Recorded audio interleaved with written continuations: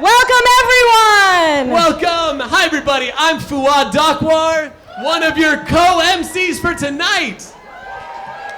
Some of you might recognize me from last year's Mazals, where I performed an original song, and I guess they just couldn't get enough of me.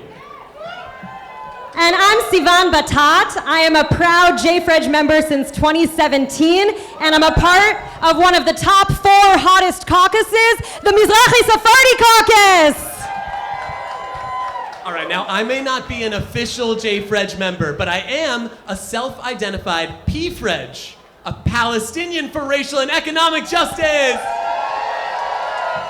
And we are your hosts for tonight, an Arab Jew And a Palestinian Christian. Fuad and I first met as close collaborators. I am the director on Fuad's Palestinian dark comedy musical, Fuad of Nazareth. Yeah, that's right. This onstage chemistry you're seeing tonight, it's years in the making, people. There are so many things that I have found here at JFredge. Community, political analysis, multiple ex-girlfriends. And we're gonna bring them all on stage tonight. Come on up, queers! No, just kidding. Just kidding. kidding. But we are bringing up some incredible honorees as well as JFredge leadership.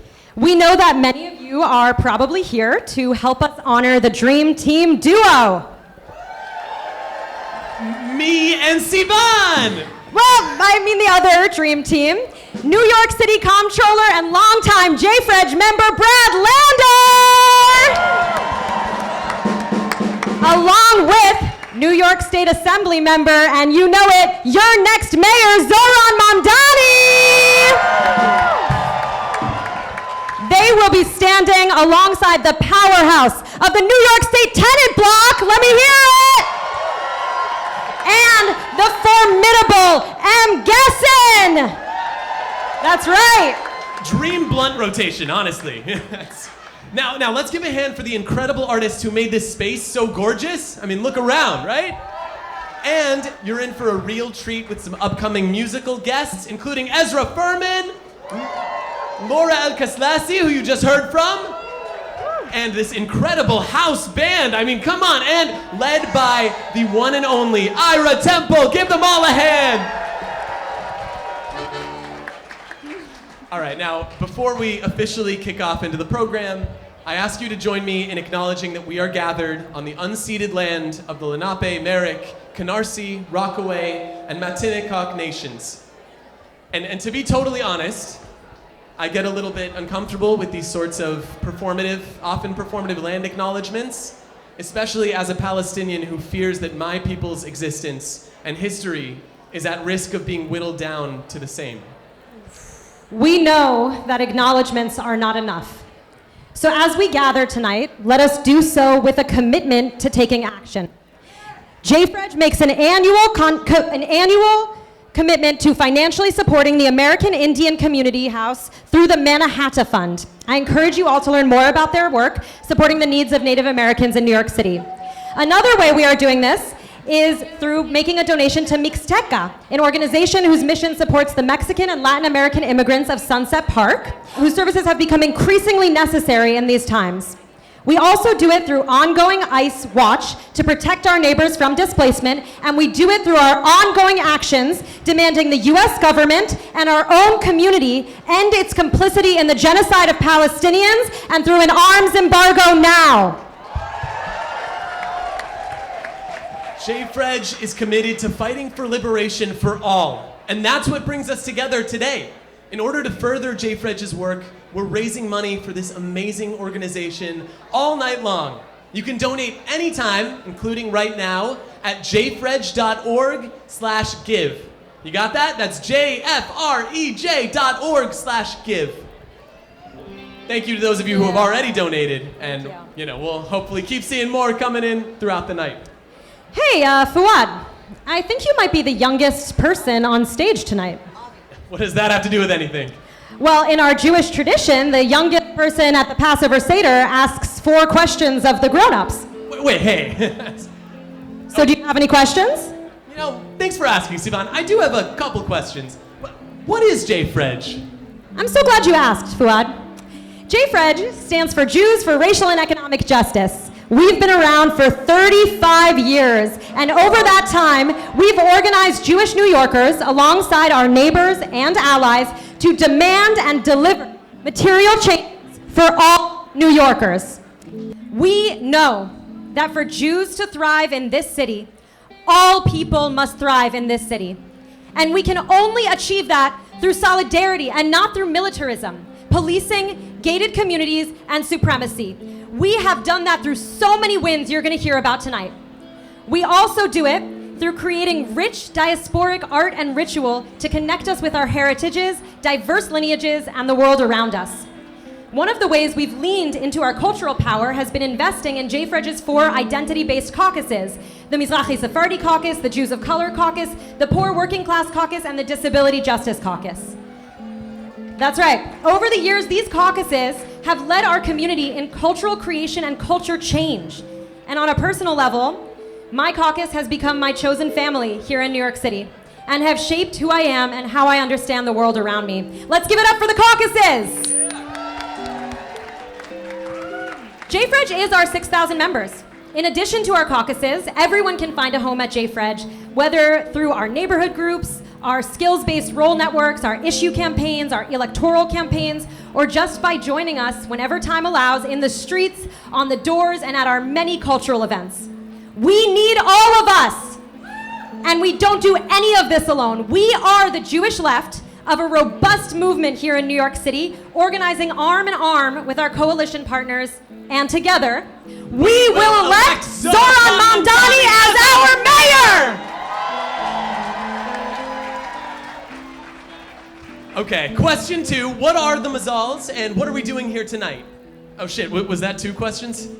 Well, first of all, welcome back for those of you for whom the Mazals is a ritual. We know you are here every year. This event is when we gather as a community to honor New York City movement leaders and to celebrate the work we've done together. While we lift up a few honorees as our stars for the evening, we know it will take all of us to win. And for those of you who are new and this is your first JFREG event, welcome! We're so happy to have you here! We need you in our movement. In the words of poet Shelby Handler, if your heart is broken, may that breakage be a doorway. There is a family waiting for you called a movement. Come through the door and be with us. The Mazals is also JFREG's largest fundraiser. JFREG is a grassroots-powered, and the vast majority of its resources come from individuals, like all of you in this soccer field, right?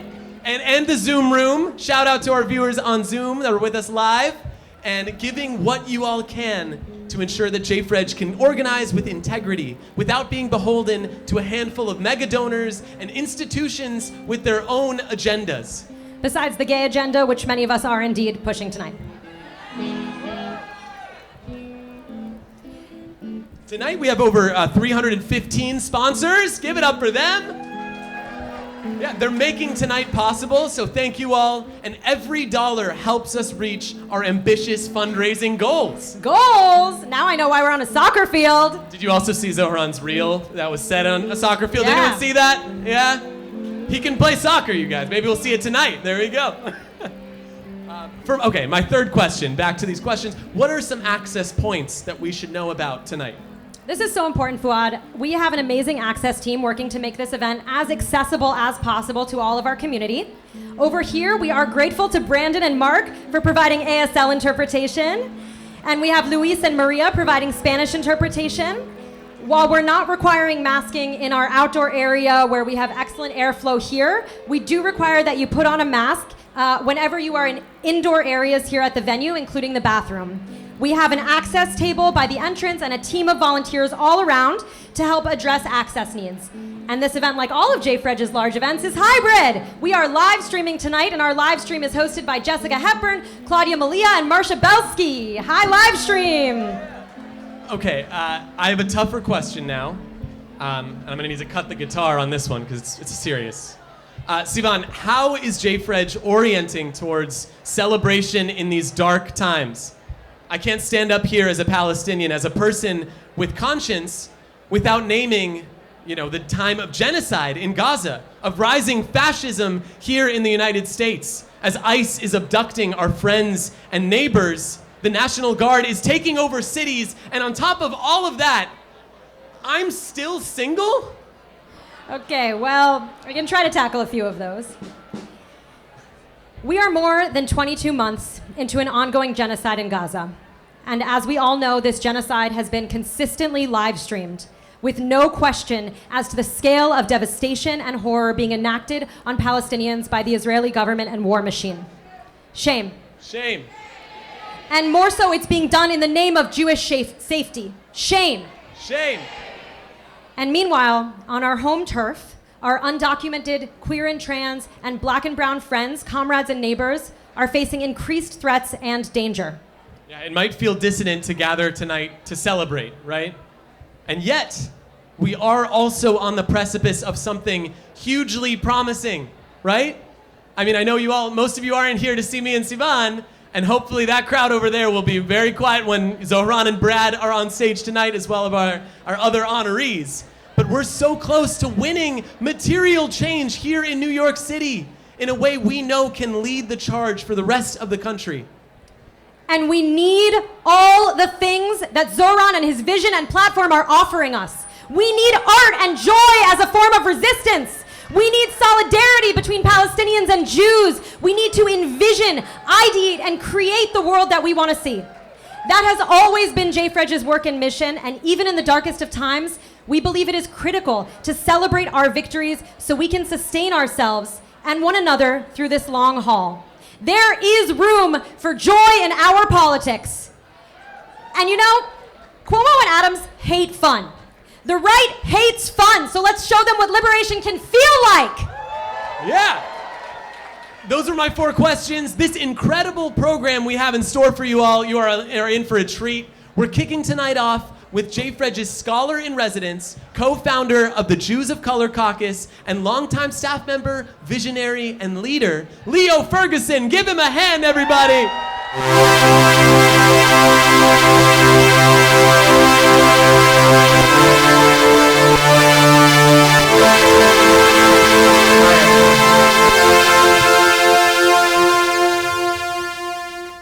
Thanks for coming.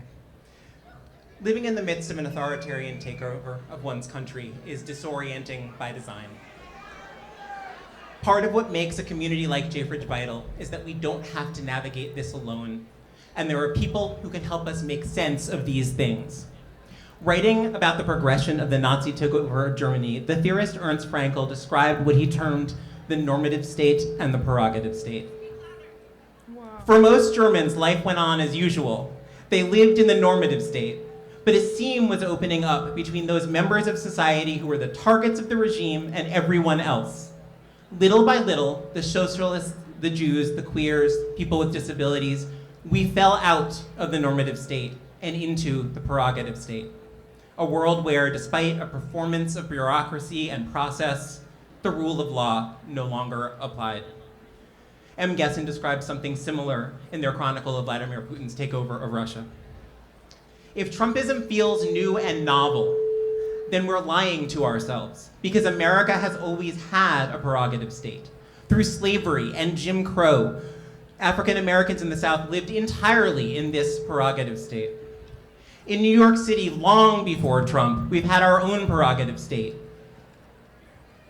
What was stop and frisk, if not a seam in the world that dragged hundreds of thousands of black and brown New Yorkers into a realm where the protections of the law ceased to apply?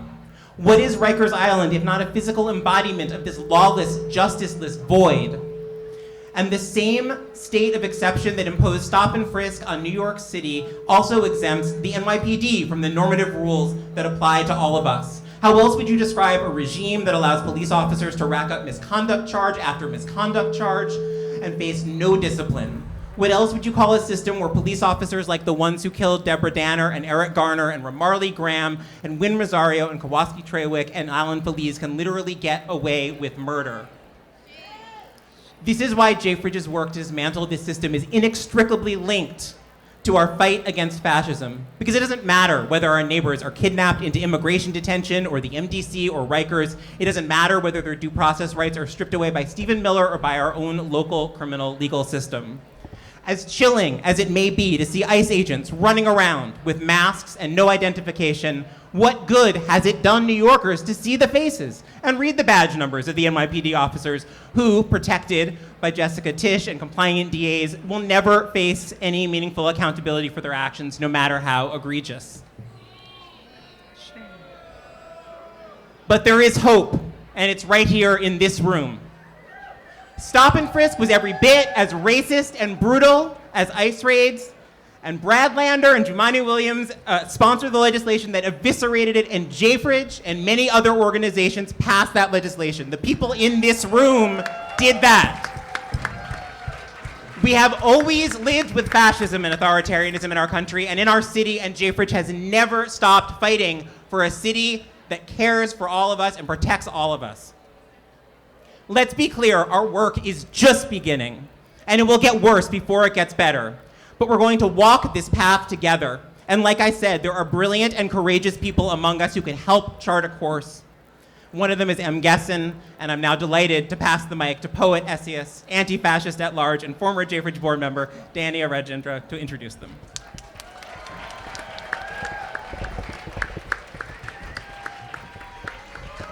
Thank you, Leo. Hi. How's the volume back there? Great. Hello, friends and comrades. It is an unbelievable honor to be here with you tonight and to introduce our first honoree, the writer M. Gesson.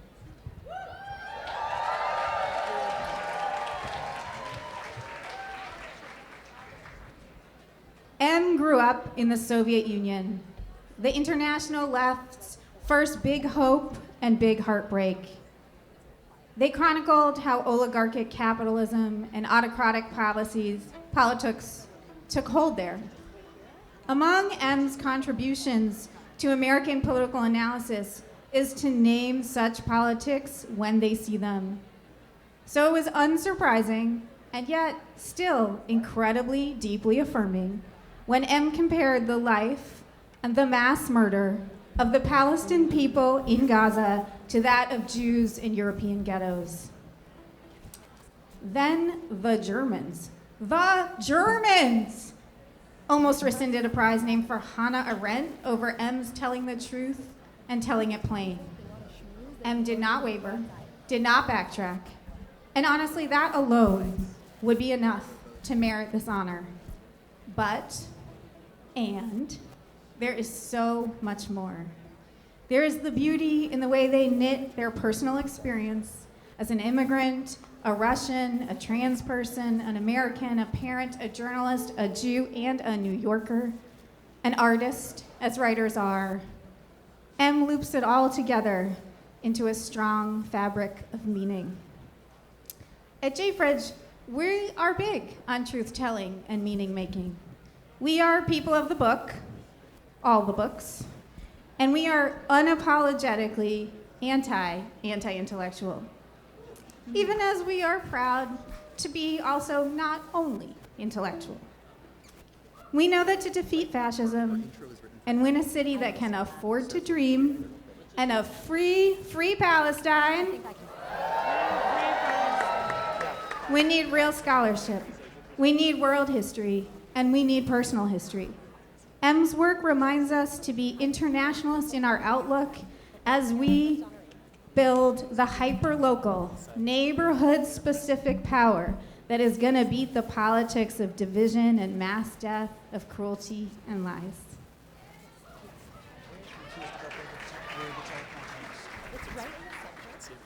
Plain truth, like the kind M writes, helps us to tell our own, especially the things that are hard to say. Like, for example, it is a hard truth that many, many Jewish institutions and the Judaism they produce are simply insufficient. Their so-called leaders do not know what time it is on the clock of the world. But we are the left, and we check that clock. We read, and we canvass, and we listen, and yes, we synthesize that. all into a strategy that we make together with people who are not Jewish. People with whom we are mutually accountable because we share a city and we share dreams. People to whom we make teshuvah when we falter, as every person and every institution does sometimes. Because being insular and defensive, building a fortress, does not define Jewish, and not for us.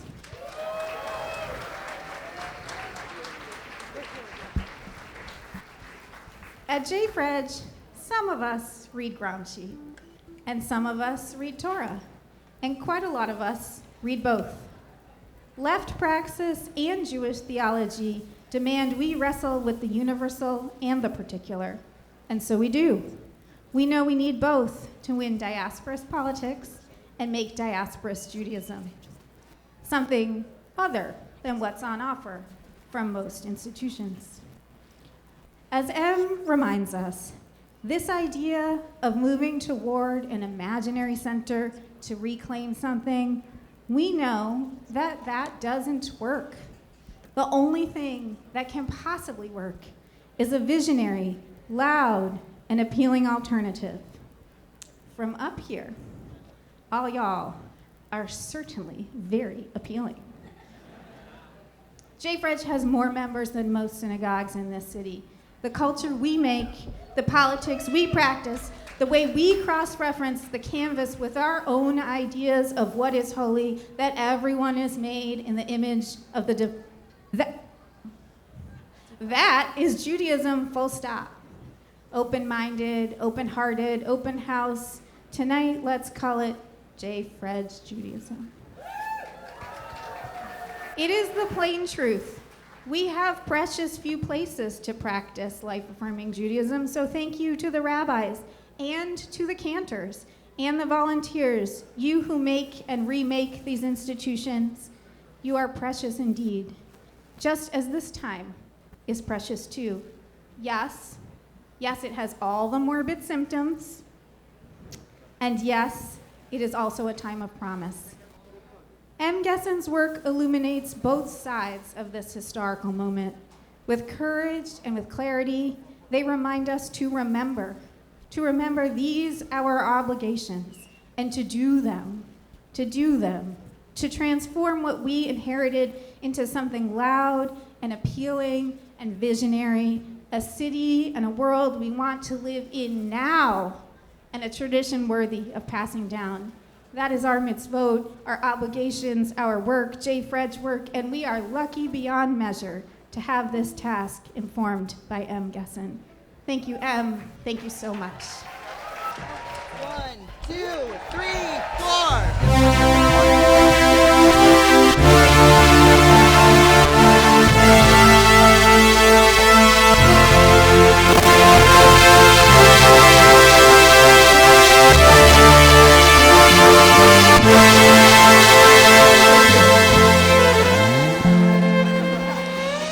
Thank you so much. Thank you. Thank you for that extraordinary introduction. Thank you. I feel like I'm here under somewhat false pretenses because somewhere along the way I have become a person that people ask for prescriptions. What do we do in this situation? How do we resist? How do we fight fascism? And the answer is I don't know. Obviously, if I knew, I wouldn't be here, living in exile with a target on my back. But the persistence with which I'm asked this question suggests that maybe I do know something. I realize this is unsound and possibly dangerous logic. But it does seem like hearing from people who have been there, whether there is living in an autocracy or living in a country that is committing or actively supporting a genocidal war, is somehow informative. I think I know what the real question is. It's not so much what do we do, but how do we do anything at all? How do we keep at bay the sense of helplessness, suppress the well-founded urge to lie down and die? The question, in other words, is what is hope and where do we get some? And this I can answer because some people already have. Václav Havel, the Czech dissident, wrote, "The real question is whether the brighter future is really always so distant. What if, on the contrary, it has been there for a long time already, and only our own blindness and weakness has prevented us from seeing it around us and within us, and kept us from developing it?" Ruth Wilson Gilmore, the abolitionist social scientist, wrote, "What the world will become already exists in fragments and pieces, experiments and possibilities." And the social psychologist Erich Fromm used one of my favorite phrases to describe hope: the certainty of the reality of the possibility. I'll give you an example. A year ago, I could not have imagined that Jews for Racial and Economic Justice would be honoring Brad Lander and a guy named Zoran Mamdani, who would be the Democratic candidate for mayor of New York City. I couldn't have imagined it in part because I had never heard of Zoran Mamdani. But that's the smallest part of it. Here's what's important. Someone had the hypothesis that Zoran could become mayor. Someone also had the hypothesis that there could be this alliance between Brad Lander and Zoran. And then a bunch of someones tried to make that an actual possibility, and that created a certainty.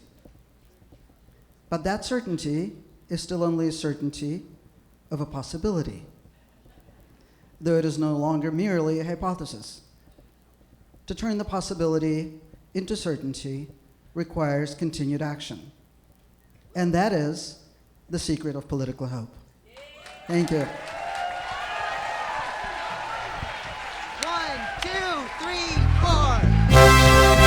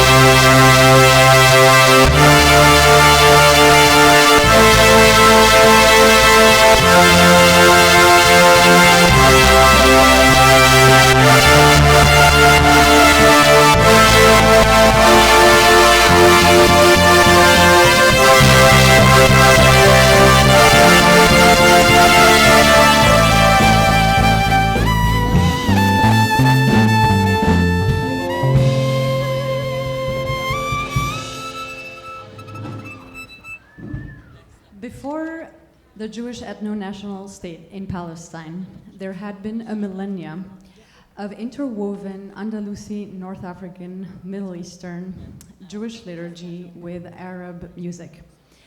We're going to present to you tonight one example of these with the Muashaha Lama Beda, which has a classic contrafact that was written by a Syrian writer, Rabbi Raphael Entebbe, in the 11th and 19th century, where in the Hebrew it says, Lama haketz nistamna, why are the gates of redemption sealed?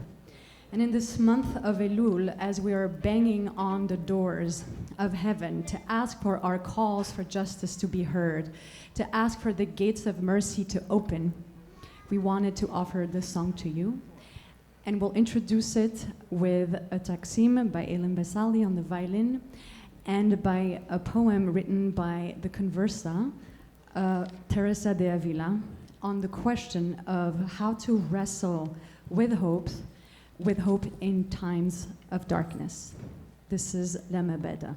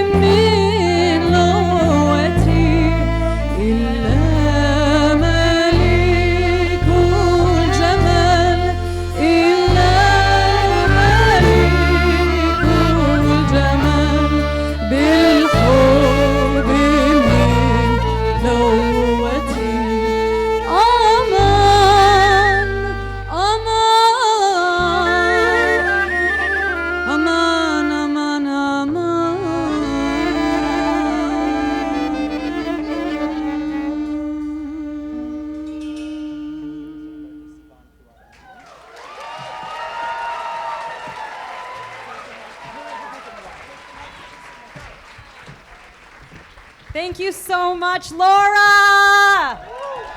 Give it up for my friend and comrade, Laura Elkeslassi. Laura blends Judeo-Arab, Middle Eastern, and Andalusian repertoires in her music. Her current work focuses on reclaiming the Moroccan Jewish liturgical tradition and the North African musical heritage from a feminist standpoint. Wasn't that stunning? Thank you so much, Laura. And now I'm thrilled to introduce our next guest. Alana Glazer is a comedian, actor, advocate, and creator, best known for co-creating and co-starring in the critically acclaimed series, you know it, Broad City! Woo! Alana co-wrote and co-stars in the film Babes and tours all around the country doing stand-up comedy. Her sophomore stand-up special, Human Magic, was released on Hulu last year. And most recently, she joined the cast of the stage adaptation of the Academy Award-nominated film Good Night and Good Luck, starring George Clooney, for a special limited run of 99 shows in 2025. Alana is the co-founder of the nonprofit Generator Collective, which organizes and creates content around electing progressive candidates. Please join me in welcoming up to the stage, Alana Glazer!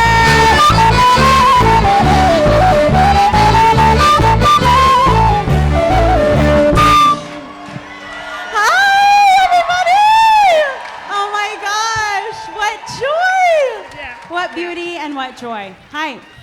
So I am thrilled to be here tonight at the Mazals, introducing our final honorees. Why is tonight different from all other nights? Because you need to give us your money. Okay? No, because this night is dedicated to basking in the glow of J-Fredge. The Mazals is an evening to ground ourselves in the love we practice and consistently put out in the world. Let's reflect on how much we all respect and admire each other, and let's take pleasure in how very Jewy and Jewish this all is. Tonight we're celebrating our collective accomplishments and our members 6,000 and counting. For 35 years here in New York, Jews for Racial and Economic Justice has been at the center of the progressive Jewish movement and a leading voice for Jewish activists nationwide. J-Fredge is a movement with real legislative power, and members have organized alongside our neighbors to achieve transformative policies here at home. J-Fredge has passed the first ever domestic worker Bill of Rights in the country, passed landmark legislation to end stop and frisk, and kicked out Amazon when it tried and failed to build headquarters in our city. Yes. Most recently, J-Fredge has been fighting the rising tide of fascism by helping to organize ending shelter evictions, passing the Curb Act, and supporting Not on Our Dime, to name a few. In the past 2 years, as the world has witnessed Israel's assault on Palestine, Jews have been forced to step on one side of the line or the other. J-Fredge has called for a ceasefire since October 2023, has organized for an arms embargo, and fiercely opposed the ongoing genocide in Palestine. This organization has been both a leader and a container for Jews who claim the truth that our safety and the safety of Palestinians and the safety of Muslims is inextricably linked. This is all true at the local level, too. A core value of this organization is that our ability to thrive as Jewish New Yorkers is completely connected to the safety and thriving of all New Yorkers. And when it comes to embodying an inclusive moment, I can't think of a more effective duo than Brad Lander and Zohran Mamdani. Oh my goodness. Listen, I'm not gonna say bromance, okay? Because it's kind of what has led us to the broligarchy, all right? So, but I will say that Brad and Zohran's male platonic friendship captured the hearts of millions. Okay, Brad Lander, archetypal Jewish dad, right? He's the person who made me care to know what a comptroller was. And he's the ideal version of a neurotic Jew who turns their insatiable love of detail-oriented productivity into positive, progressive change for the community. J-Fredgers, you've been in the trenches with him for decades. He's been a dedicated public servant from organizing to governing. Back in the early 90s, before he was an elected official, he was co-chair of J-Fredge, of the J-Fredge Board of Directors, and has been a proud member ever since. Brad has partnered with J-Fredge on so many critical fights to make New York a more humane, livable place, including passing bills to bring about transparency and accountability from the NYPD. He consistently fights to make our lives better here in the city, and he loves New York and loves New Yorkers just like his comrade, Zohran Mamdani. Zohran Mamdani is the man for this moment. He is a beacon of light in this dark time, a smiling face speaking common sense. Zohran and his team are giving hope to Americans across the country who have progressive values but feel lost for leadership. His energy is infectious, and you can feel the waves of New Yorkers supporting him, whether they've been part of the movement for months or decades, contributing to the conditions in which he could become our Democratic nominee. A Mayor Zohran Mamdani is our opportunity to clarify what it means to have progressive values and highlight billionaire-backed fake progressives who cruise under the title of Democrat while acting and voting like conservatives. And guys, listen, I really don't want to talk about Eric Adams and Andrew Cuomo tonight. I really don't. I don't. But just a couple quick dunks on them. They feel like guys who auditioned to be in Howard Stern's Whack Pack and got rejected on the first round. They're, at best, real-life Dick Tracy villains, and at worst, exactly what they are. Disgraced government officials who've been exposed for their blatant crimes and corruption. Although, to be fair, I heard when Eric Adams was accepting a bribe from Turkey, he thought it was a sandwich order, okay? I'm here to say, on behalf of JFREJ, we are so proud to support Zohran, not in spite of his politics and platform, but because of them. We need Jewish New Yorkers to be loud and proud in support of Zohran to drown out the false claims being hurled at him. Our values here at JFREJ align with Zohran's campaign for fast and free buses, universal child care, and a rent freeze. JFREJ, you knocked on 4,000 doors and made 35,000 phone calls, and we're gearing up to do it again to elect Zohran with a huge margin of Jewish support.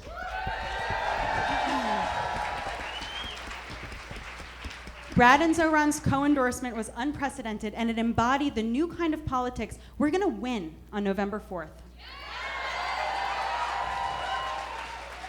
Both Brad and Zohran believe in governing with the movement. Their campaign showed us that politics does not have to be a zero-sum game. It can be an inspiring, inclusive, irresistible space where New Yorkers can make the city of our dreams a reality. That's what Zohran's campaign is about. It's what JFREJ is all for, and it's what it means to be honored at the Mazals. So it is my privilege to present a JFREJ Mazals Award to Brad Lander and Zohran Mamdani. 1, 2,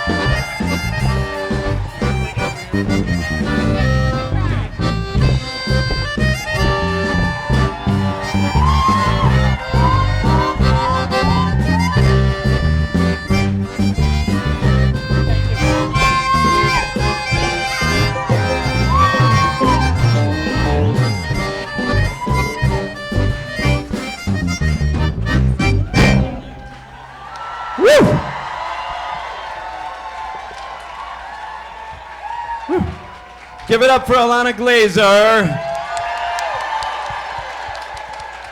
I don't know about you, but I'm in a serious fanboy moment. I wanted to open up with a Broad City joke, but every one we could come up with was too risque for Dad Lander. So I'm gonna have to work my way up to it. My son Marek and my daughter Rosa are here tonight. They're big Broad City fans as well, and they were amazing throughout a grueling campaign. We owe Marek special thanks. As I walked out onto the second debate, he could see my zen-like calm, and he was like, Dad, no. This is not the time for that meditation shit. This guy attacked Mom. You go throw some punches. He's named after proto-J. Fredger Marek Edelman, so he knows how to coach fighters. Marek and Rosa egged me on to curse Cuomo in Yiddish. Now, some people wanted Geh kachen Affenyam, go shit in the ocean, but I went with the more formal A bezer gzar soll after kommen, may an evil decree come upon you. Like a hex, right? And well, it worked.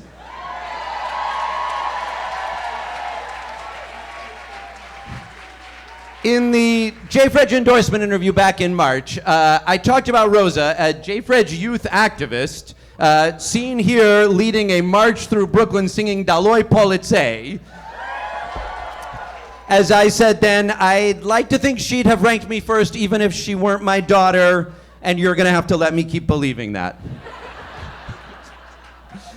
Regardless, though, and in all seriousness, it is extraordinary to be part of this institution with intergenerational power to transmit our values, our history, our culture, our activism. As Ariel Angel wrote in the most recent Jewish Currents, we need new Jewish institutions. Well, J. Fredge is one of them. And I'm grateful for this blessing in my own family. How else do you get a daughter who makes the challah for Shabbat protests? And that power, it turns out, is not stuck in one direction. J. Fredge, this prepared me for the hard moments in this campaign. My very first civil disobedience arrest was with J. Fredge in 1999 after the arrests of Amadou Diallo. You'll have to ask either Elisa Solomon or me how that led to including Marek's bris in Wrestling with Zion.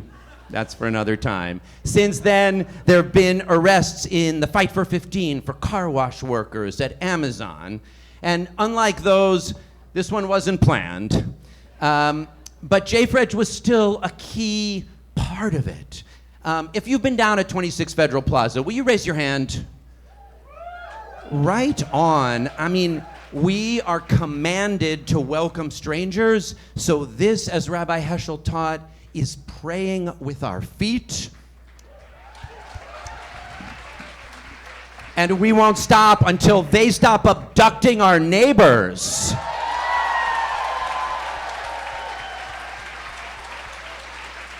And even more, right on.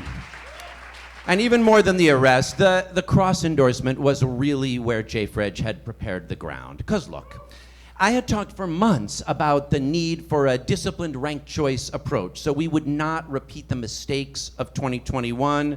And I always liked the idea of a ranked choice slate. I just imagined I would be the one at the top. But when the time came, I discovered around me this extraordinary set of people who both cared about me and who counted on me to find my way to the right thing. We've got a Jewish practice for that called tochecha. It means righteous rebuke, or maybe accountability delivered with love. And J. Fredge is where that practice has been nourished for me, where people whose values I trust, whose honesty I respect, whose regard I treasure, can tell me when I'm getting something wrong and give me a Mazals award when I get something right. You can't see her, but this is from the video where we're saying, do you want to tell them? But the transcription is, you want to tell him? Thank you for doing it. Without J. Fredge, in all honesty, I don't think I would have had the clarity or the courage to cross-endorse Zoran. And that is a powerful institution we have built. Thank you for it.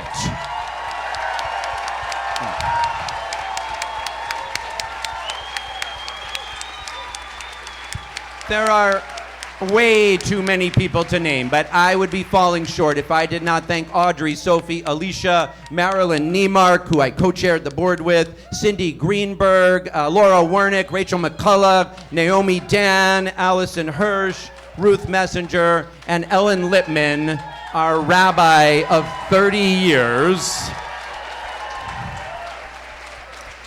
For most of those years, Ellen was the rabbi at Kolot Chayenu, which I've often joked, we got a lot of Kolodniks here.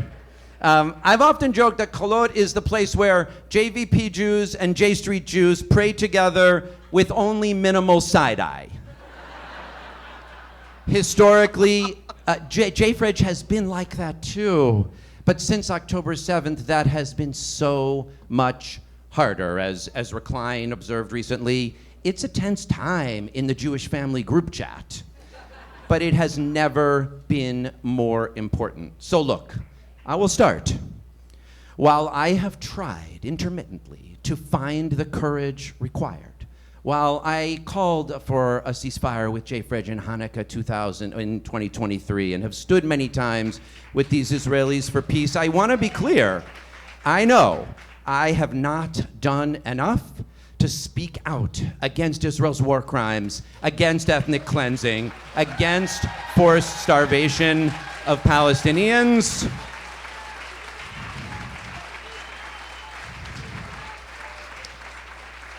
At the same time, I believe we must build a coalition of anti-Zionists and liberal Zionists committed to ending the horrors in Gaza, letting the Israeli hostages and the millions of displaced Palestinians go home, ending the occupation, achieving mutual recognition and safety and dignity for Israelis and Palestinians, and fighting anti-Semitism and Islamophobia and all forms of hate right here.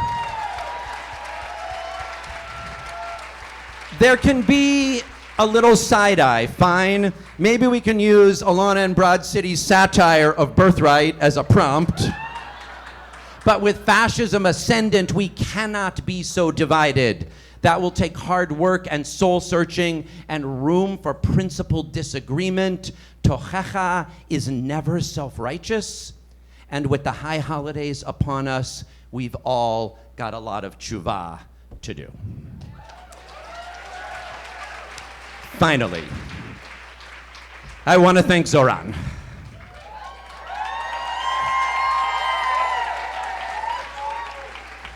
First, while I know it's a 10th commandment violation, I confess that I have long coveted a Mazals award.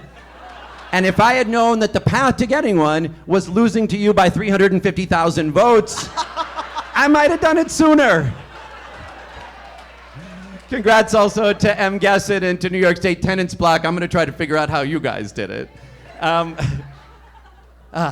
election night, you promised to reach out and listen to Jewish New Yorkers, beyond the ones in this room who, let's be honest, overwhelmingly ranked you first. And you have. I have watched you step into that role, and at times, you've become a vessel for disagreements within the Jewish community, for the anxiety, fear, guilt, discomfort that we're feeling, most of which you have very little to do with. And you've done it with enormous patience necessary for leading this diverse city. And more than that, your insistence on a city that works for everyone, your disarming way of lifting up unheard voices, you have restored a sense of hope for what's possible in this wounded, anxious, expensive city, your campaign. It gives us the chance to reclaim the values embodied in that copper-plated statue in the harbor you can see out the window, in rooms like those at the Tenement Museum and millions more around the city, having an immigrant Muslim mayor with a genuinely inclusive vision and that brilliant smile. It offers us a chance to strengthen what is, for so many of us, so deeply Jewish about this city. And that's why I'm proud to be a Jew for Zoran. And why we will be out in force to help you win. Please raise your hand if you're committed to knock doors, if you're committed to phone bank, if you're committed to get your Bubby and Zadie to vote for Zoran. Jews thrive best in inclusive, multiracial democracy. So does everyone. Pirkei Avot has a teaching for this. If I'm not for myself, who will be for me? But if I'm for myself alone, what am I? So does the Quran. Ya eyu hanasu ina halaknikum min zakarin wa anisa wa ja'alnikum shu'uban wa kaba'ila li ta'arafu. O humankind, we have made you into different peoples and tribes so that you may come to know one another. But for tonight, the best and final teaching comes from Alana. In Broad City's final scene, after she and Abby say goodbye, and Alana heads down into the subway alone, a new pair of friends emerge. And then another, and another. More diverse than Alana and Abby, but not so different from them, all struggling to make it in this too expensive city, yet captivated by its radical possibilities. And it turns out, I had missed something in the corner of that final scene. One more friend pair I hadn't noticed.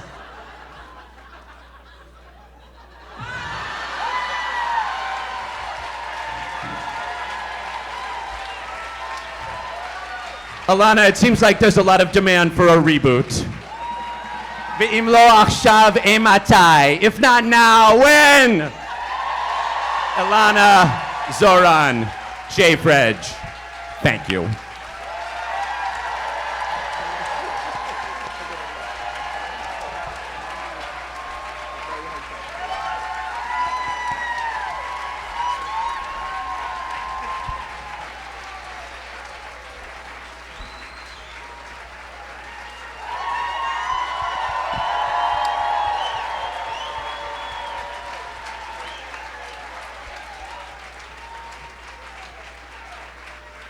I was going to use the same lines from the Quran.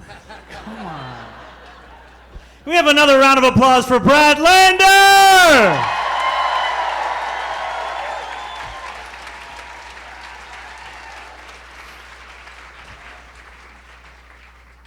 That was a beautiful speech.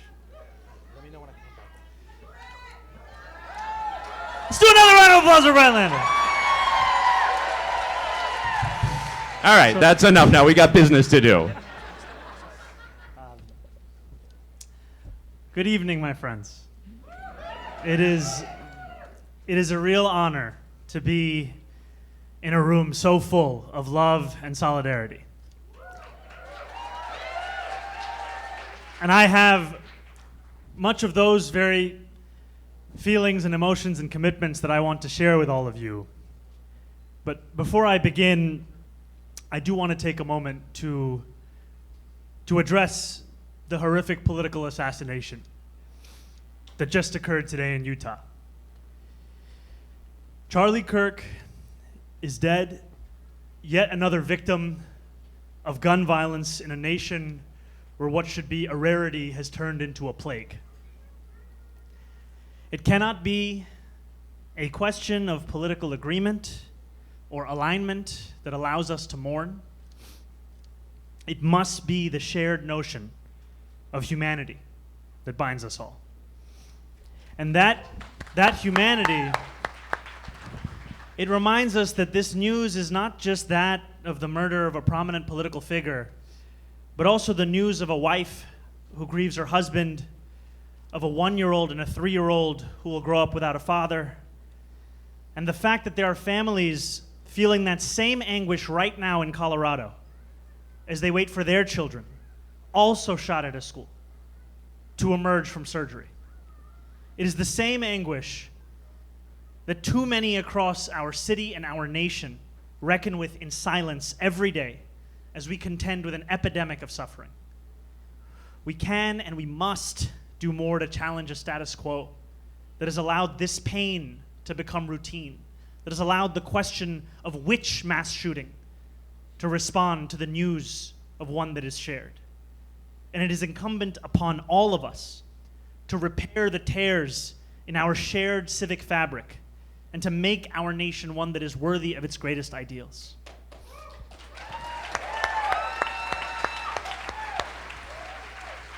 With that, I wish that Charlie rest in peace, as well as every other victim of gun violence from this day and before in our country.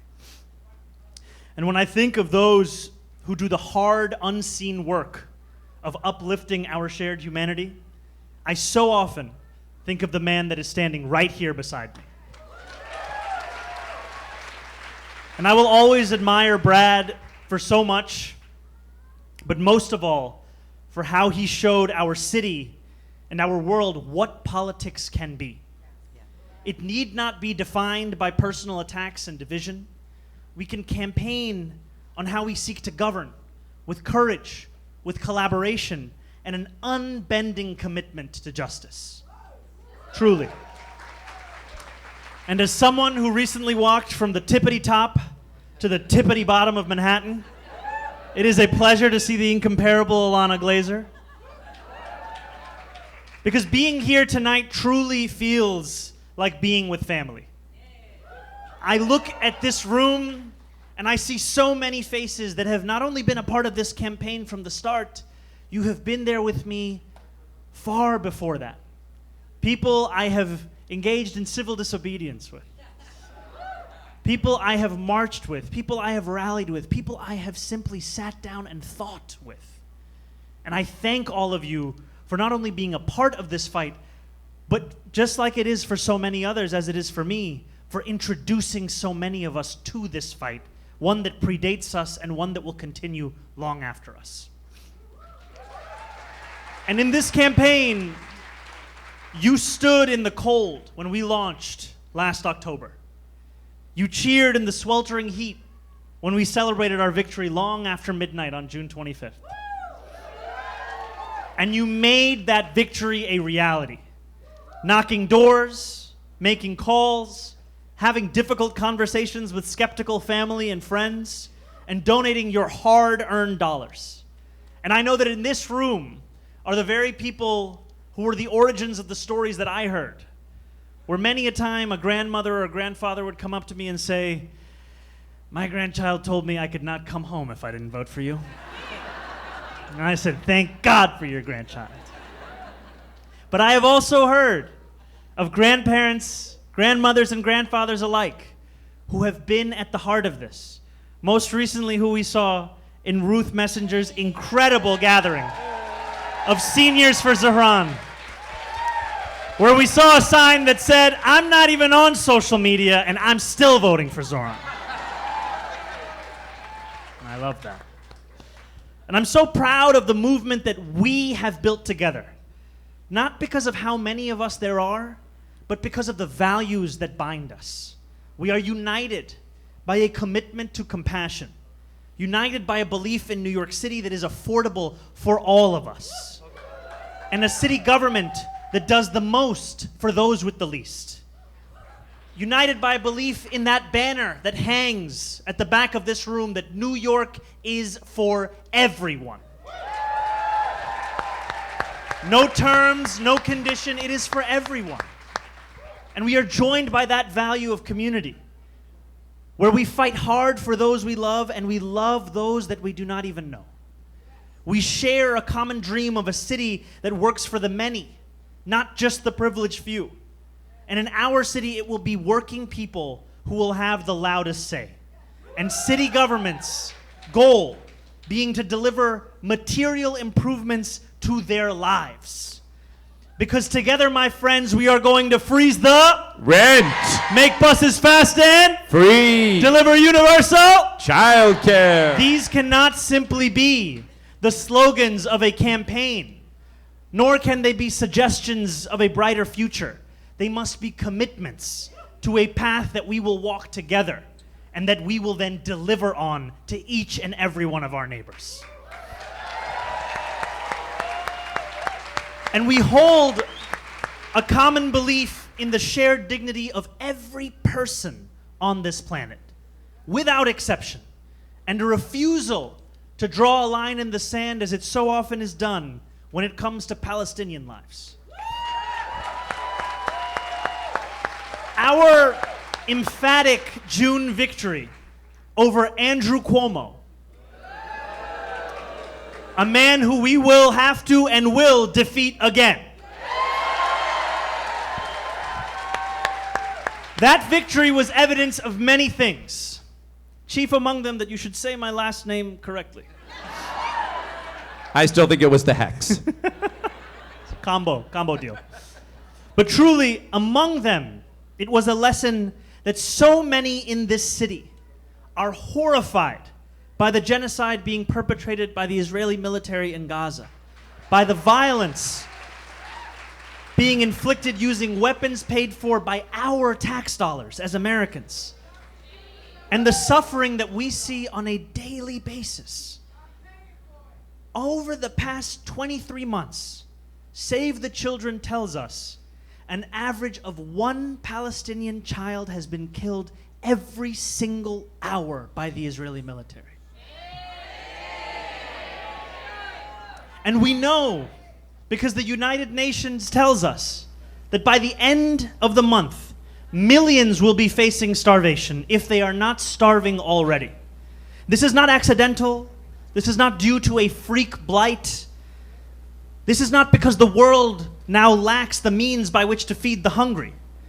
It is because those decisions made by the Israeli government and by our government here continue to ensure that that is a reality.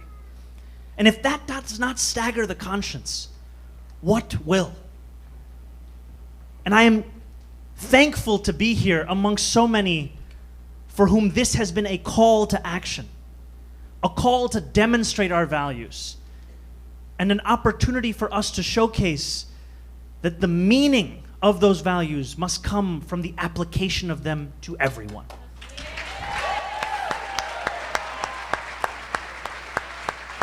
At a moment of alienation and isolation, the work that Jay Fredge does is grounded in a desire to build a better world holistically, through conversation, nonviolence, and a tireless effort to find common ground.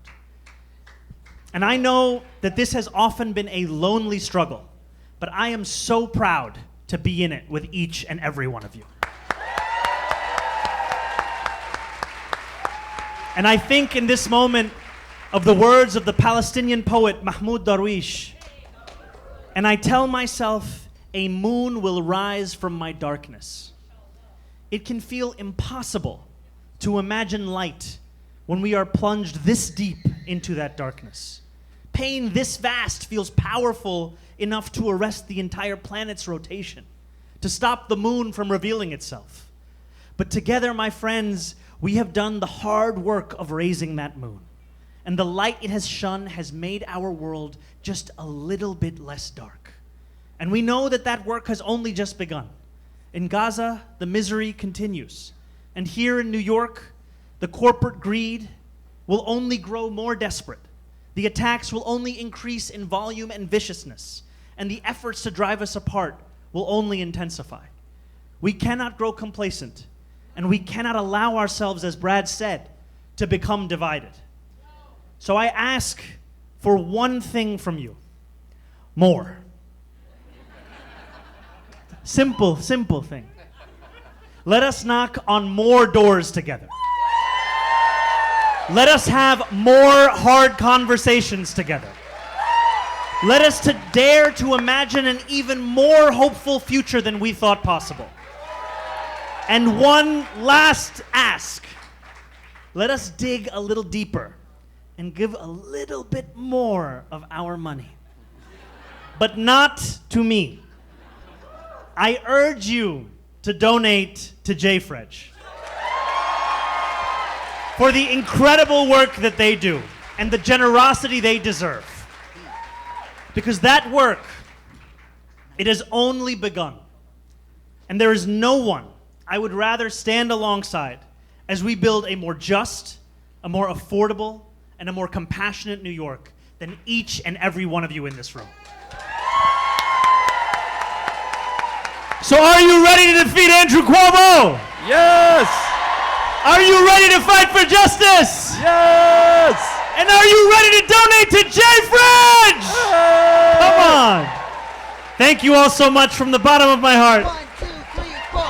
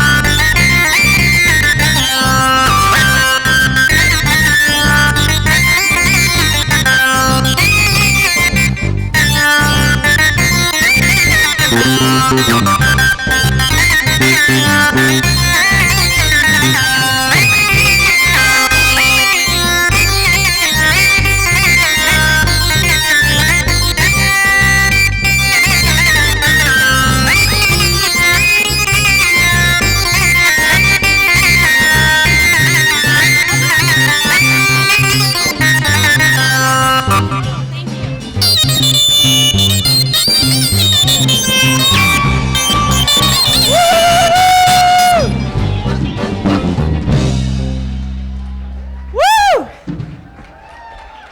Oh my God. Good evening, Jay Fridge. That is a tough act to follow, but hello. My name is Audrey Sasson. I am the Executive Director of Jews for Racial and Economic Justice. And tonight I am quite simply bowled over and overwhelmed. Looking back over the nearly 10 years I've been in this role, I can't help but think about the wisdom of our founders and what they put in motion, and the tenacity and commitment of every member who has joined us in this 35 years since, including all of you in this room and Zoom tonight. Our founders, Donna Neville and Marilyn Kleinberg-Niemark, here tonight. Applause for Marilyn. Donna and Marilyn and all our founding members understood, as do all of you, that the most Jewish thing we can do is fight for a future where all communities can thrive. It's why our founders welcomed Nelson Mandela to New York in 1990, when the rest of the Jewish community turned their backs on him, on Nelson Mandela, for expressing solidarity with Palestine. Shame. And it's why, decades later, all of us are organizing our hearts out for Zohran Mamdani,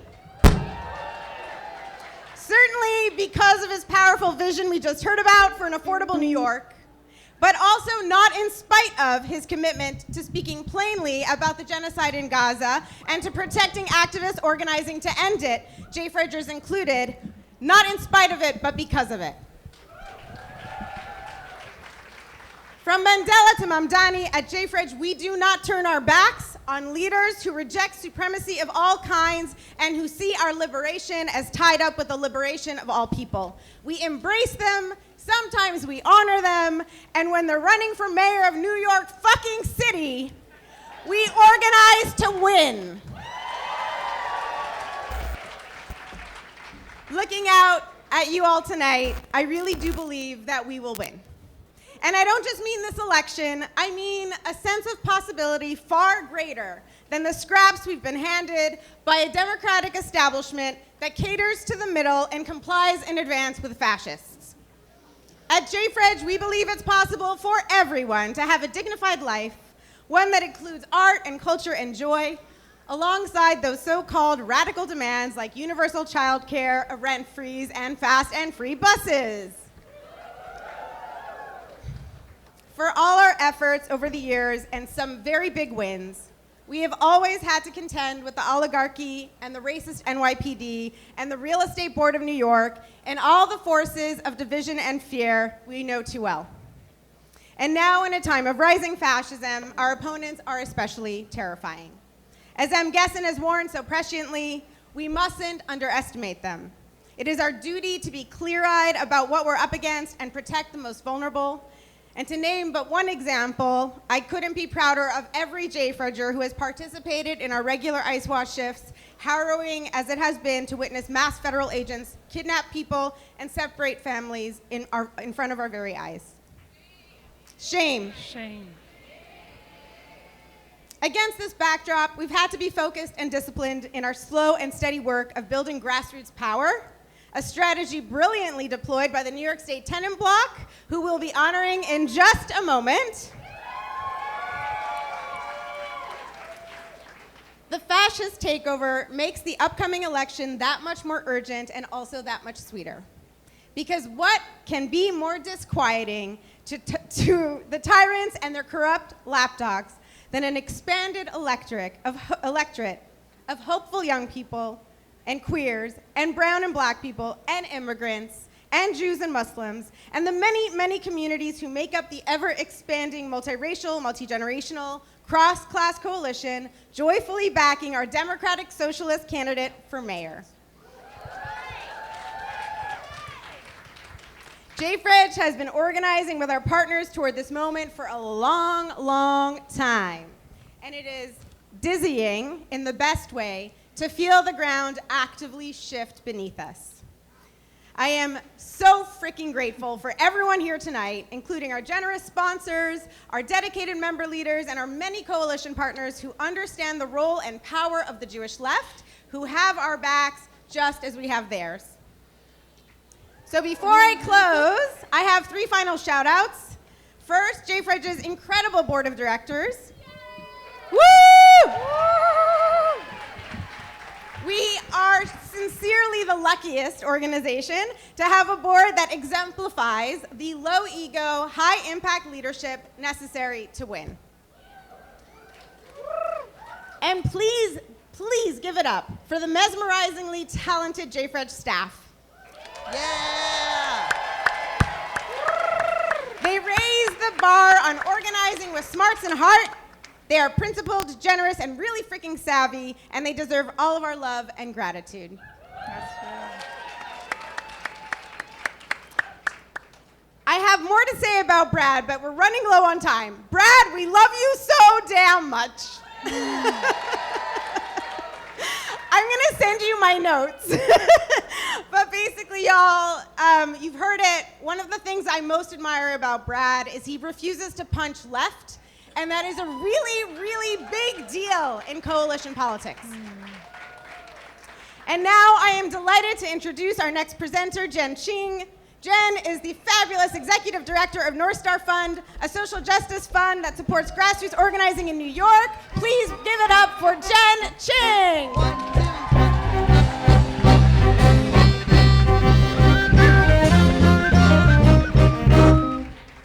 Thank you, Audrey, and thank you, all of you, for staying. You've literally enacted my mother's worst nightmare for me tonight, which is that I would speak after Mamdani and Linder. My mom was like, they're all gonna leave, okay? So, hello, congratulations to JFredge and all the wonderful honorees tonight. Thank you for showing me and all of us how to build beloved community rooted in disciplined solidarity and how to look so good while you are doing it. So I see all the looks tonight. Very nice. Okay, so I'm gonna ask the members who are here representing New York State Tenant Block to join me here at the stage. We are trying to move things around. But first, woo! Freeze the... Free for rent. Free for rent. Free for rent. All right. Free for rent. I'm gonna first move us by introducing someone very near and dear to me. Just stick with me. This is my magical Labubu. Yeah! And tonight, this magical Labubu and I are gonna take us back in time. So Labubu, let's do our thing. For those of you in the audience who don't know what a Labubu is, you can go ahead and Google that right now. Okay, Labubu and I are traveling in time now. We are now in the mid-1990s, okay? I want you to picture Clinton. We're about to become Giuliani, flannel. No one boo the flannel. We are in an age where saxophone solos as an essential part of popular songs is ending. Okay, so who am I now? I am a very, very green tenant organizer in Chinatown in the mid-90s. Over 3 months, I have only signed up 15 or so tenants across 4 buildings on Eldridge Street. I have also just bought these actual boots in the East Village at Trash and Vaudeville, and they hurt like hell, and it was 90 degrees, and I wore them every single freaking day. This is the summer where I actually first met JFREJ. I met JFREJ members who showed up every day to picket in solidarity for Chinatown restaurant workers at the old Silver Palace. Yeah! And I remember being so impressed by the way JFREJ showed up. You were ready, you were on message, you used your bodies and your power and your solidarity to be a part of a space that was, for me as a young organizer, getting more and more scary and confrontational. This was also the summer that I was asked to review 12 enormous binders of housing data. As a young organizer, I was given that task. We're talking from these enormous old printers that don't exist anymore. And I had to do it because one of the principal organizers in this citywide housing coalition demanded it. He was data obsessed, and his name was Brad Lander. Anyway, okay, I digress. Let me talk about what it was like to be an NPC tenant organizer. For those of you who don't know what an NPC is, go ahead, look it up. Back then, all right? I felt alone. We all felt alone. In our buildings on Eldridge Street, we felt like our struggle was just our struggle. Our landlord was just one bad actor, and all we could do was control maybe what they did to us. We were trying to build one apartment, one building at a time, and every moment there would be a landlord pulling the last Jenga out, and we were fighting for running water, for electricity in all rooms, and we were always fighting against rent hikes that were as high as they were relentless. So, tonight, I am here to celebrate what my Labubu and I could never have dreamed of. And let me be clear, first of all, there's one very big thing that Labubu and I never could have dreamed of, which is, first of all, that Asians would become the cultural vanguard. That Labubu and I never imagined K-pop Demon Hunter, Anime Con, skincare, a mayoral candidate. So, we truly live in amazing times. But most of all, militant Labubu and I never dreamed of New York State Tenant Block. New York State Tenant Block, you are a manifestation of the organizing power of over 50% of New Yorkers who rent homes. You show us and me that we can take this moment of authoritarianism and organize. We can organize across race, we can organize across class, and we can organize across the most entrenched identity of all, New York neighborhoods where we all live, in towns and cities across the state. Yeah. I believe to my heart that organizing is the antidote to fascism and its love of profit for the few. But that doesn't mean we cannot enjoy some merch while we do it. So, as we all said, freeze the rent. It is not an empty slogan. It is the manifestation that when we organize deep, we can do 3 things at once. We can defend our rights to live in our homes. We can demand tenants are protected and cared for. And we can dream of the world where housing and all of our essential needs are not commodified. So tonight, we celebrate all of you. Thank you for your organizing, for all of your victories. Please join me in congratulating the amazing New York State Tenant Block, welcoming members to the stage, and Sia and Joanne for your remarks. Congratulations. 1, 2, 3, 1, 2, 3.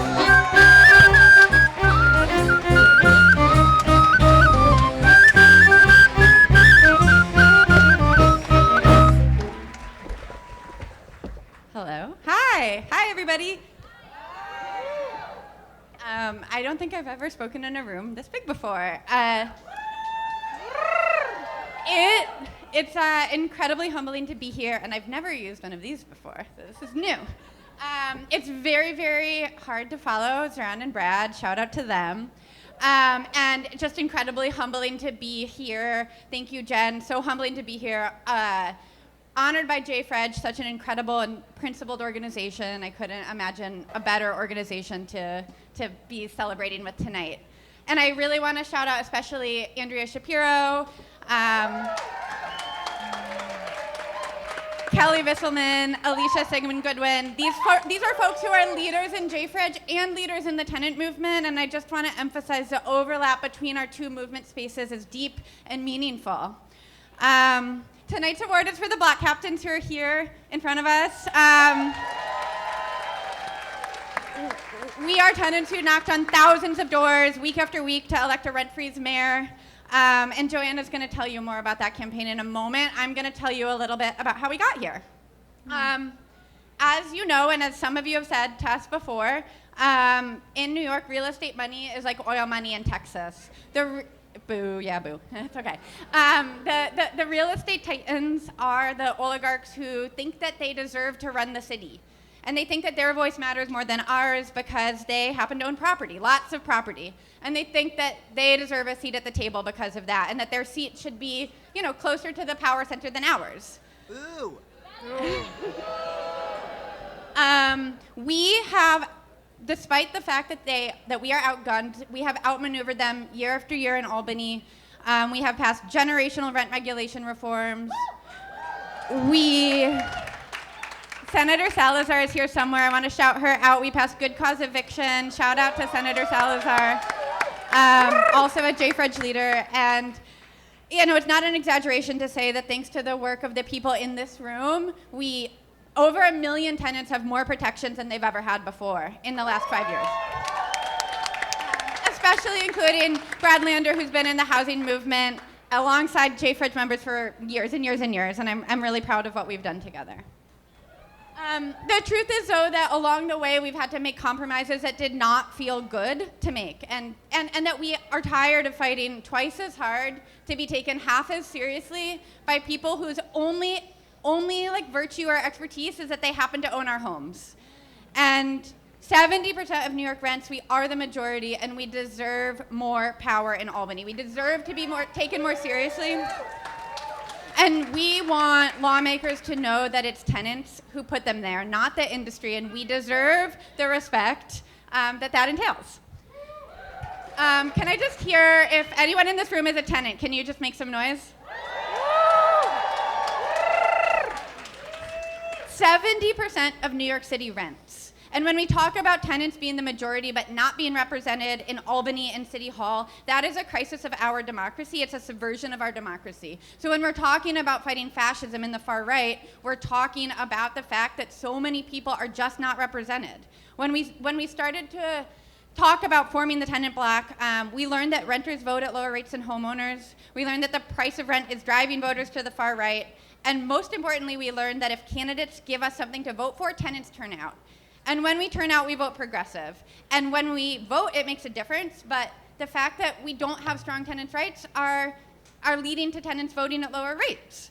I'm going to wrap up, and I'm going to let Joanne tell you about what's next. But I want to leave you with something really important, which is that a study from Princeton University found that a 1% decrease in eviction rates would lead to a 3% increase in tenant turnout, which would have changed the election results in the Trump election. And that means that tenant voting is the difference between fighting fascism in the far right, and we can do it together if we vote together. So I'm going to pass it to Joanne. I got it. Hi, everyone. JFREG, let me hear from you. When we fight, we win. When we fight, we win. When we fight, we win. That's right, we win. And when they turn on the lights in a Puerto Rican house party, they usually start sweeping, and it means the party's over. But not right now. Give me 2 minutes, I promise you. My name is Joanne Grell, and My name is Joanne Grell, and I am a member of the New York State Tenant Block. I'm doing it old school right now. And I'm one of the co-chairs of the Freeze the Rent campaign. And I just want to thank JFREG so much. I've really enjoyed today's program. It has been incredible. I have learned so much about your organization, and I think I want to be Jewish right now. I don't know. All right.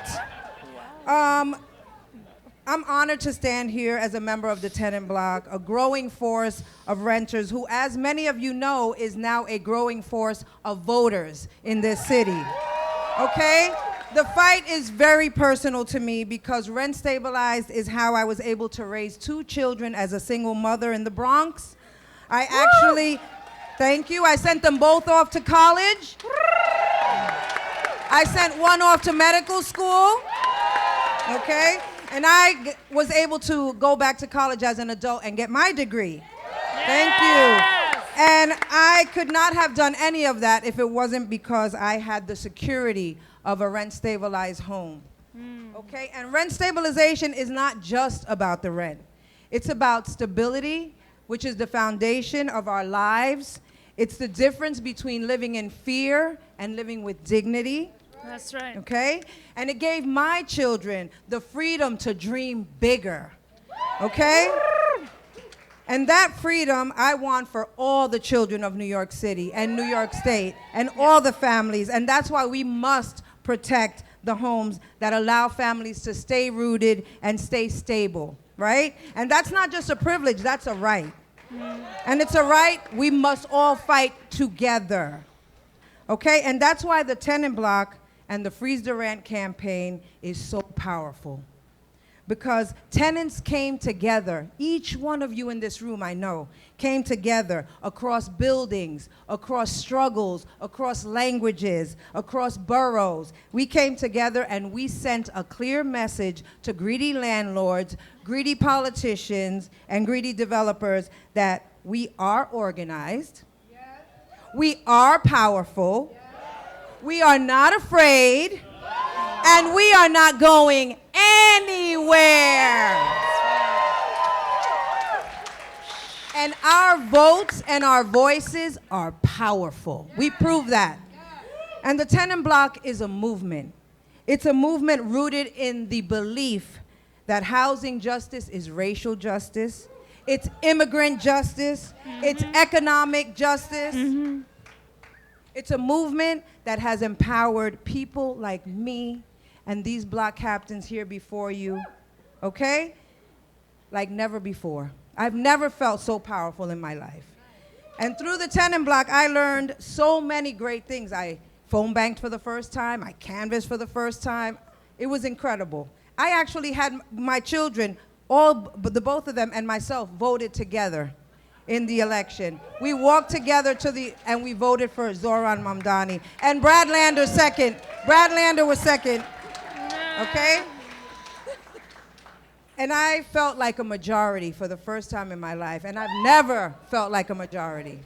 I've always felt like a minority. But now I feel like a majority. What about you? So what's next? What's next? Well, after this campaign is over, and we have elected our first Muslim, Indian, rent-freeze mayor, okay?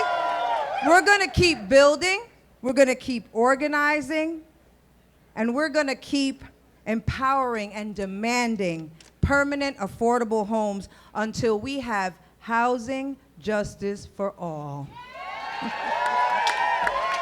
Because we must. And we will. And I invite you all to become members of the tenant block. And you can do it. You can be on JFredge and be a tenant block member, as Sia has said. Let's go. Come on, sign up. So I'm going to leave you with the words of a hero of mine, a housewife, a housing activist, by the name of Jane Jacobs. Anybody know Jane Jacobs? And she said, cities have the capability of providing something for everybody, only because and only when they are created by everybody. Let's do this together. Thank you so much, JFredge. Thank you.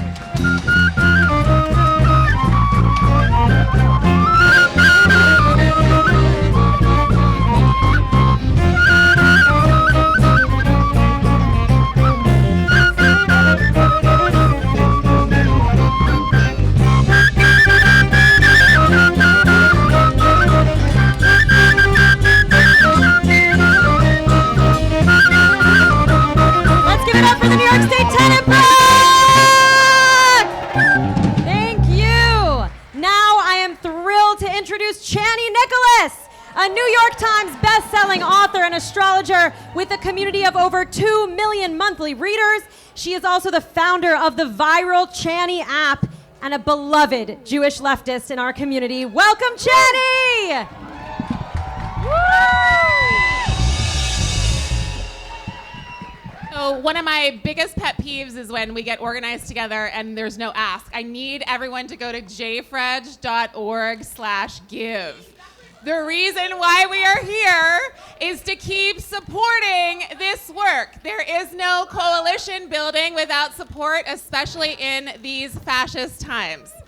All right, so that's what I need everyone to do at this moment, and make sure that you do not leave the building without pledging something. I feel like we should do one of those rounds. It's only at what? It's only at $830,000. Out of 30,000. It's only at $800 out of 30,000. Y'all, I need to guilt you into giving money right now. We need to pledge. Who's gonna pledge right now? Who's going on their phone right now? I have a whole speech, but I'm not even gonna get to it. Yes. Who's gonna give 1,000?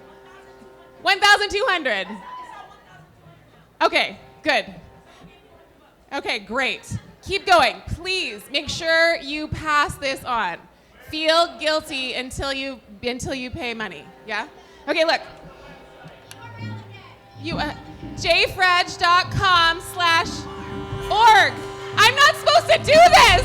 jfredge.org/give. Should I just go now? It's kind of like one of those nightmares where everyone's leaving during your speech.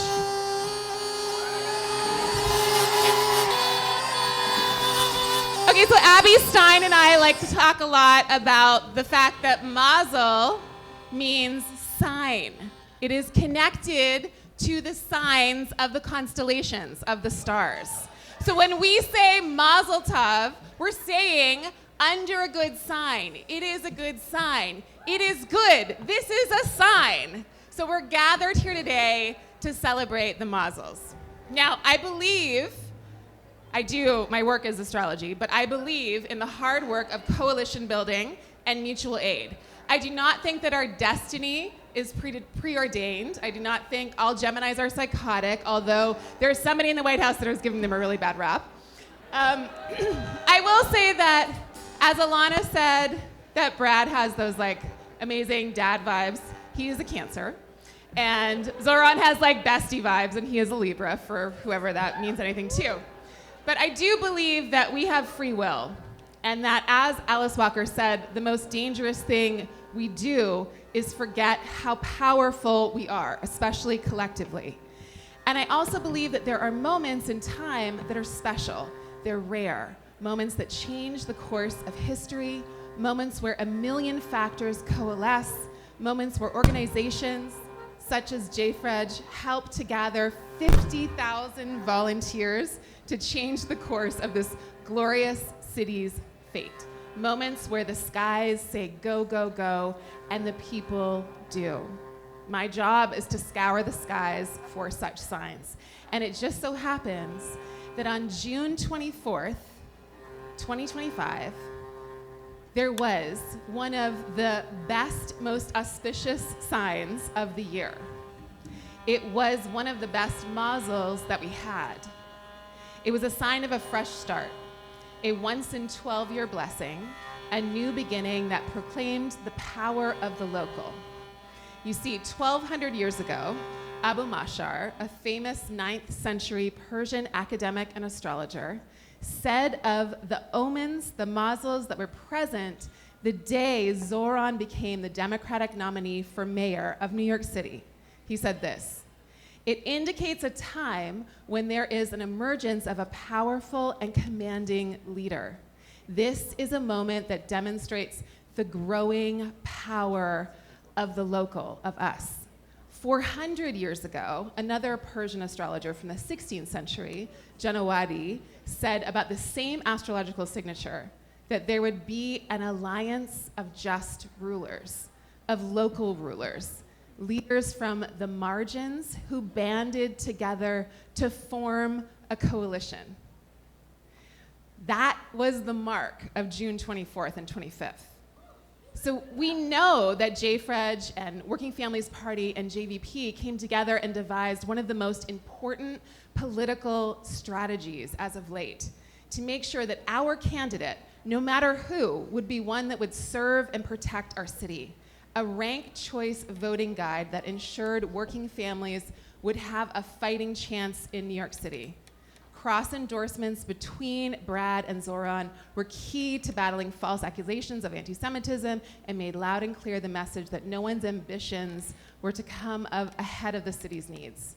An alliance of just rulers, local rulers, leaders from the margins who band together to form a coalition. This election was a love letter, a dedication to each other, and a reminder that we will win when we move in solidarity. And as we move into the high holidays, I want us to remember our power at the dinner tables, at the conversations we have in passing, at services, and at all of the events that we go to with our relatives and our friends and sometimes our enemies. We have within our reach a solid strategy for fighting tyranny, for protecting one another, and for winning. And with organizations like JFREJ guiding us, I know that with every speck of stardust that I am made of, we have the best chance possible to turn to one another come November 4th and say, Mazal Tov! Free Palestine! Thank you! Thank you, Channy. All right. Channy just teed this up for us, but at this moment of the Mazals, we usually raise $15,000. Yeah! Tonight, we're going to raise $30,000. Oh my God! $30,000. We think we can do it, people? I think we can do it. I And think we can do it. Not just because the forces we are fighting against are so pervasive and so dangerous, but because, as Channy said, we are at the precipice of radical transformation! After the speeches you've heard tonight, you're seeing what JFREJ is doing to change on the ground the material reality as we face one of the most oppressive, systems ever. We need JFREJ more than ever, and all of you make that possible, that work that you've been hearing about all night. So please take out your phones, right? Actually, Channy tried to steal our job and was great at it. Yeah, let's take out our phones. Can I get 5 people right now to commit $500 to donate to JFREJ? Can I get it? Throw your hand up. Can I see- $500. Yes, one here. Let's see. Yes. One over there. 2. Thank you. 3. Yes, go. 4. Let's go. 4. Let me see 4. Yes. Can I see a 5th? Can I see a 5th person who For can one commit? more. 5. Yes. Thank you 500. so Thank much. you all so can go to much. jfrej.org/give. You got a text message. Okay, we're at $4,099. We need to do way better than that if we're gonna win. 30,000 is our We need to goal. make sure that Zoran wins, not just wins this election, but wins this election with an overwhelming amount of Jewish support behind him. And JFREJ is the group that can do that. We are the ones who control the headlines. We can't right. control what happens at the ballot box, but we can control what they say about it. Right? Okay, can I get 10 people to pledge $100? $100. Can I see Let's 10? see. 1, 1, let's see, 2, 3, 4, 5, 6, 7, Oh my gosh, amazing. 8. 7, Ask 8. yourself really, Two what more, can I two more. do? Let's get 2 more. 8, 9, 10, 9, yes. 10. Okay, Is we that have 10. That's Can we get it to 10 15? 15, $100. 5 more, $100. Yes, 1, Yeah? 2, 3. I see We're 3 looking for there. Two Can more. I get 2 more to pledge $100? Is that in the back? Yes, I see you. Amazing. Thank you. Thank All you right. all so much. Okay, that's 15 out of 100. Okay, can I get 10 more people to pledge $50? $50. Think about what you can do. Yes, 1, 2, 3, 4, 5. Yes, really 6, dig and think about 7, what can I do in this moment? 8. What can I do to make sure that Zoran has an overwhelming amount of Jewish support behind him? Yeah? I mean, you all heard Zoran's speech. This is a moment of transformation. Can I get a few more at $50? $50. 1, yes, thank you. 50, yes, 7. Let's see if anyone can give me, can I get 10 people at $20? $20. Who can give $20? Can yes, you take $20 1, 2, today? 3, thank you. 4, I see you in the back, thank you. $20, 5, anyone else? Let's see how I we're see. doing. How are we 6. doing? Okay, you can go to jfrej.org/give right now. You can do Everyone it at take the out your after phones party. if you haven't can do already. it the rest of the night. Okay, we're gonna keep this rolling for a little while. The link will be open. The buckets will be available. And think of all of the powerful speeches you heard tonight. Think of all the amazing work, the change you want to see, not only in this city, but this world. It Thank starts you. in this room, Thank you, on thank this soccer you. field. Thank you. jfrej.org/give. Thank you, everyone, for giving. I see you. Thank you. All right. And now to close us out for this extraordinary evening, and please continue to give through your phone, To close us out, I am honored to welcome to the stage Ezra Furman! Give it up, everybody! Woo!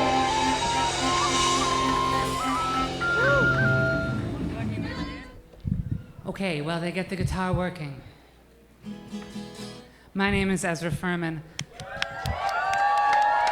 What a beautiful thing tonight is. I'm so honored to be a part of it.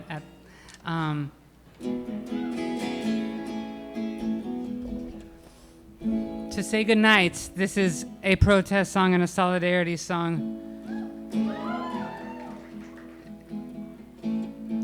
that comes spiritually inspired by two places.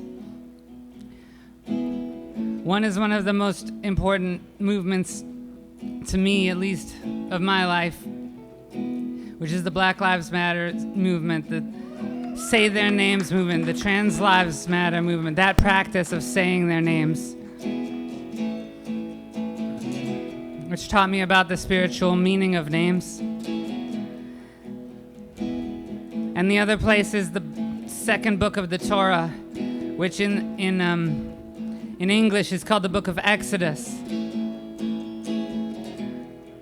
And in Hebrew is called the Book of Shemot, the Book of Names, which I take to reflect that it's not only about getting out of harm's way and out of under the thumb of oppression, but about who you are afterwards, who you become and who you care about.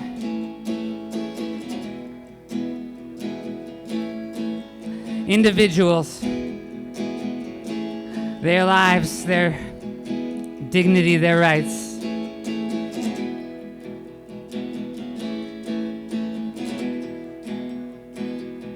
I went there to be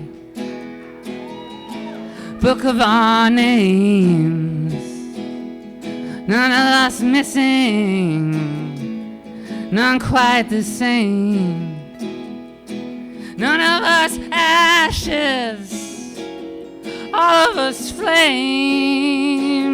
and I want us to read it aloud.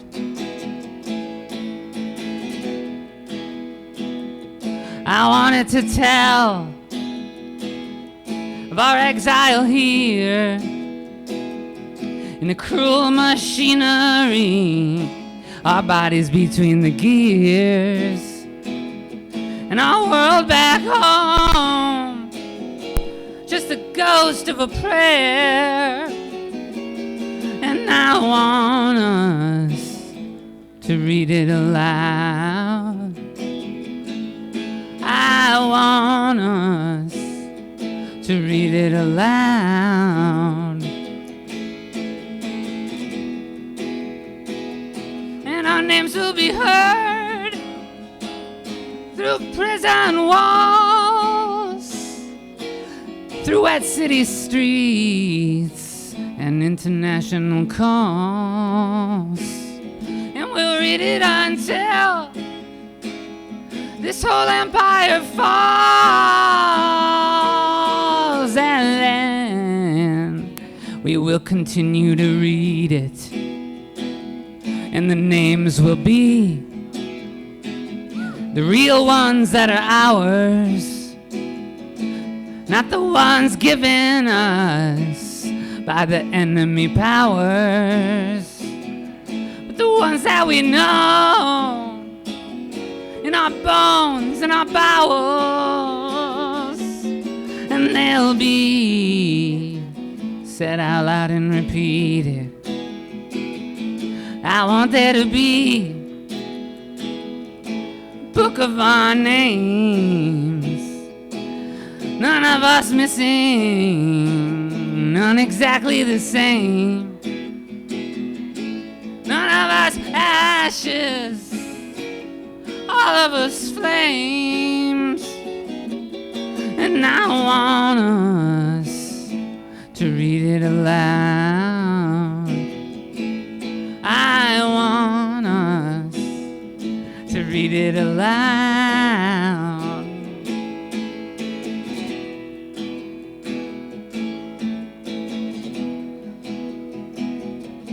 Thanks for having me.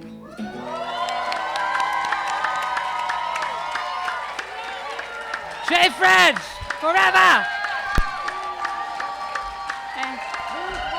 Well done, guys. Sorry we couldn't play together.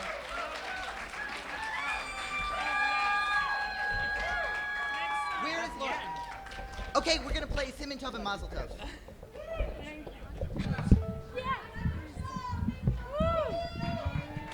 We're gonna play Simon Tov and Mazel Tov.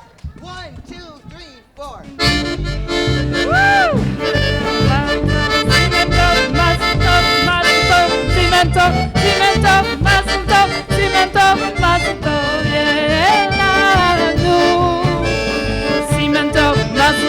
Mazel